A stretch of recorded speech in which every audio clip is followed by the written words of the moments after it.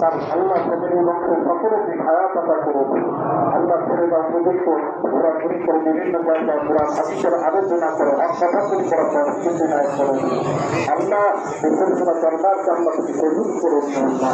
আল্লাহ সমস্ত দরবারকে হক দরবারকে আল্লাহ তুমি কবুল করে নিও না।